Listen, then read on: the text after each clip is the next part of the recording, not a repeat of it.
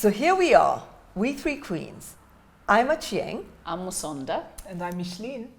And today, ladies, we want to talk about friendship grieving.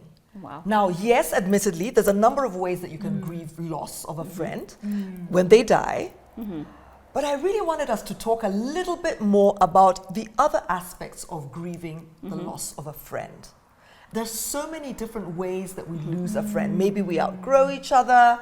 Maybe we fall out over an incident, you know? Right. And I think we always assume that when friends break up, you break up and life kind of goes on. But that isn't the case though, is it? Yeah. What's been your experience? It's a deep loss. I mean, you've made friends. I mean, of course, you know, you've made friends since you were 5 years old, as an example. Or, I mean, I've made friendships, both male and female, over the, like university. University is kind of like the critical point where you make really nice friends and you cement each other. And then walking into new cities. And I'm going to talk about, you know, moving into Nairobi for me in 2006. I was introduced by friends of friends in London, and they're like, oh, you need to meet X and you need to meet Y. And I met these amazing women. And it was, I mean, you know, house on fire. We're excited about each other, and we know we have mutual friends in common. And whoa, you know, it's exciting. But they're mothers. I'm not a mother. I'm sort of navigating my NGO world, figuring out what's next in my career. And then sudden signals start to show up. And then I start hearing, you know, different things from different friends. Oh, you know, this girl, Madam X, was so upset that you wear blush on your cheeks, like something petty like that, right? No, you're kidding. I am not kidding you. I hope you just ignored them. We're not. No, I kind of ignored them. Suddenly, I got offered a job in the UN, and then there was a whole brouhaha, like, who do you think you are? And both of them were in the UN, by the way. Like, how do you just suddenly move from NGO to the, like, you must have a godmother, godfather. Like, I applied for this job, got interviewed, and got it. But even if you did have a godmother, why would that be a big deal? No, there was such an anger, there was such a jealousy, there was such deep loathing that by the time I even realized, and there I was, like, you know, going there like a puppy and like, girls, you know, I'm your girl, blah, blah, blah. No, and you're not going to come for this party. In fact, then the next thing I realized, you know, the BFFs with another friend of mine, and it was so, until I just really, I was so shaking. And I remember talking to my mother, and my late mother basically saying, no, but this friendship is gone, Musonda. It's gone, and guess what? I don't know about you, but I'm thinking those weren't friendships. It just seems all so petty and childish. I'm actually not identifying with any of this clearly. Yeah. And like, so even the situation, even the conversation, I would, when you see me walk out of a room, just know that somebody has tried to have that level of an infantile conversation. Absolutely. I don't even know how you think that you're friends. Mish, sometimes you don't see it coming. Yes. That's where my problem was. And so for me, how did you navigate? Like, how did you grieve? Or how did you feel, and how did you move on? So how I felt was, first of all, I felt betrayal because we had several mutual friends in common. Yeah. And I was no longer part of this, you know, triage or inner circle of theirs. And then for me, it was, I've lost something. Yeah. I came into a new country, and I had a lot of trust and confidence in this. And they were going to help me really navigate the city. You know, we hang out together, we had glasses. One of the most interesting and curious programs I ever designed in the UN, we did together. Imagine that. So I literally went through a grieving process. And it took my mother telling me to say, you need to mourn the loss of this, but move on. Yes. She didn't prescribe to me and say, How you need to you need to mourn for 3 months. I knew when I knew that this was it. Yes. This is done, Musonda, next page in the book. Yeah. And it's been so healing for me because you have to grieve the loss. Because there was something precious. There was something beautiful. About that, you know, friendship, connection. And I know their children, and, you know, I met their children, their partners, etc. There was something beautiful. Absolutely. And then it was gone. And then it was gone. That's really, really painful. What about you? Have you had any sort of experiences with friendship, losing a friend in some way or form? I was so, like, deeply plunked in Musonda's vignettes, just thinking that I would not stand for this. I mean, you know, and then I'm thinking I don't want to be dismissive or diminish, you know, what that meant, but I just feel like, geez. Yeah. You know, Yeah. Or petty. So we're constantly losing friends. You know, there's that whole saying about friends, you know, for a reason or a season. And I wish I had heard that. I feel like, or a lifetime. For a reason, a season, or a lifetime, right? And I only started hearing this, you know, like 5-7 years ago. I wish I knew that earlier, because some of those, you know, high school, primary school friends, of course, like, we think that we're going to carry them into our 20s, 30s, 40s, and you know, maybe it's just, you just stop having things in common. So while I can't think of a specific one, and maybe I will, I'm just thinking about the fact that I've moved so many times. I've moved probably 8 times or more, right? Either with family or as an adult, you know, working. And so with each of those moves, yes, I lose some friends. You know, and I love this idea that it's important to just take stock of that. And grieve, you know, have some emotions, wrap some feelings around that, as opposed, especially if they're very good friends, as opposed to just, you know, sort of moving on. So you're gonna have to think about that.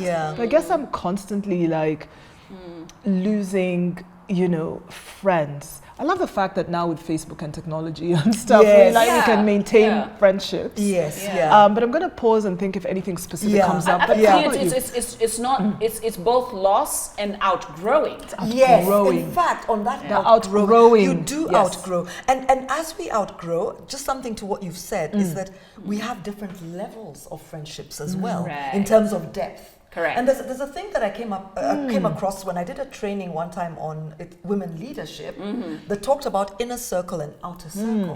And it was in the context of us thinking professionally, but also individually, who are in our inner circle and who are in our outer circle. Because you want to be able to deliberately, first of all, you want to be clear on who's in your inner or outer circle. But then you're then able to deliberately manage those friendships or relationships. I just remembered something really quick as an example. I had somebody in my inner circle and I started feeling, you know, we had known each other only 3 years, but it felt like we'd known each other 30 years. And I started, honestly, just a deep inner circle friend. And then all of a sudden, you know, year 3 of our friendship, I started feeling like that she was distant, but I never communicated it to her. And then somehow, as luck would have it, we are experiencing a very cozy moment together somewhere, and she says to me, you know, Mish, I really feel like you've disappeared. And I'm looking at her like, I feel like you know, then I sort of held myself, held myself, and I thought, you know, listen to what she's saying. And I just thought, well, that's intriguing. So I was sitting in my feelings. I never told her. So I listened to her, and her reasoning, and this is so interesting, is that my boyfriend then was somebody that you know, for some reason she just didn't feel made an effort to be friends with her and her boyfriend. He's somebody that she felt took me away from her and from this friendship circle, and actually changed me and turned me into somebody a bit more dour, a bit more just different. And she's like, I'm losing you as a friend, and you're not as available. You don't come to our Sunday barbecues that we always have. And she was right. That I had started changing in a way. Here I am thinking that, oh my goodness, why isn't she inviting me? She's stopping, you know, the invitations because she's feeling that I've changed. It became this weird kind of circle. And dynamic. And we just, the absence of communication. Absolutely. We just had to talk about it. And I said, you know, I'm still with said guy, I was then. And I said, oh, well, sorry, oh yeah, the Sunday brunches, oh, you're right. And deep down I'm thinking, why do I not go to these? And it's because he doesn't feel comfortable. So anyway, there was a conversation that needed to happen. And I had my friend back, and I'm just like, wow, more decades of friendship, And that's powerful, because at the heart of it is communication. And I know I have a long-term friend. We'd been friends for 25 years. And a situation that we didn't communicate on happened. I didn't know what was going on. She had caught feelings about this thing. And suddenly she just literally from day one, overnight. And it was it was a 25-year friendship. It was the most painful, most heartbreaking thing. But did you just pick up the phone and say, hey chica, She was hostile. She was you tried. distant and hostile. Yes. And I think for me, I was so injured already that I could have tried harder, but I didn't. Now the good news is that we went full circle. Somebody died, a close relative on her side, and when death happens, you just drop all the drama and step in. Exactly. And that's actually how we reconnected. Oh, wow. And I remember she was so happy to see me walk in through the door, and it was all hugs. And have a moment of reconciliation, exactly. kind of, yeah. And I'm thankful because that was a long-term friendship. Sounds really painful. But it was painful. Like, I was so heavy-hearted for so long, and I was so angry for so long. And you know what? We could have just communicated. She could have picked the phone and said, I'm peeved at you at this. Or I could have picked the phone and said, why are you acting weird? What the hell is going on?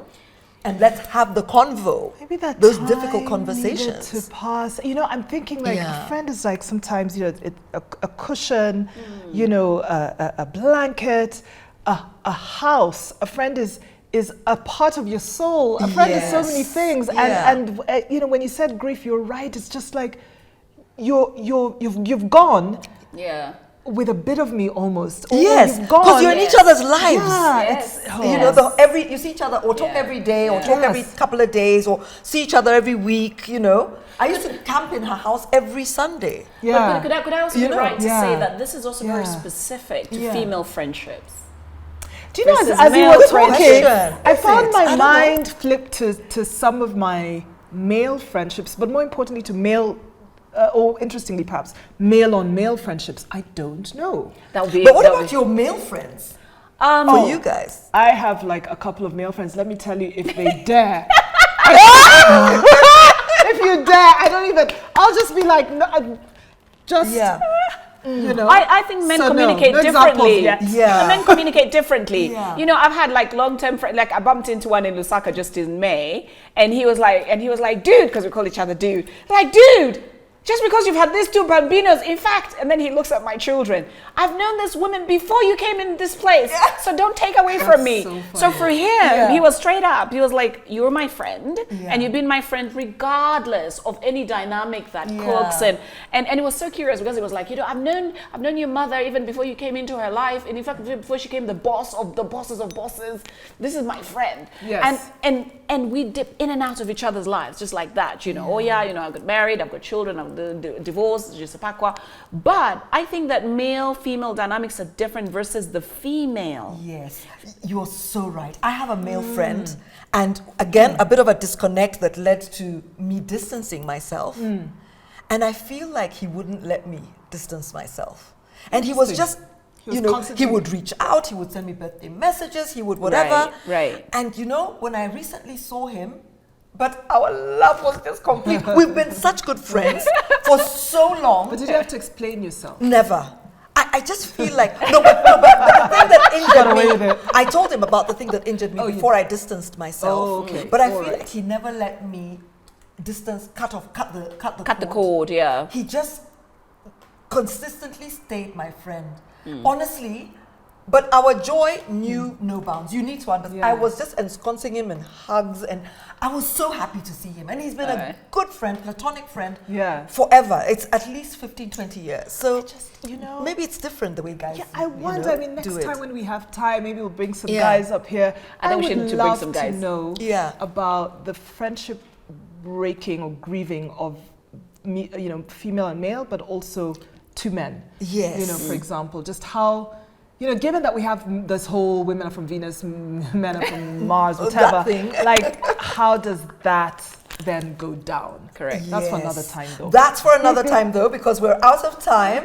But I think this was a really interesting one. I'm glad we kind of unpacked it because it makes us more conscious of how we deal and navigate that particular space. Quite delicate. Thanks for bringing this one up, actually. We don't actively think about these things. Absolutely. And thank you all for watching. Please do subscribe and see you next time. Take care. Ciao.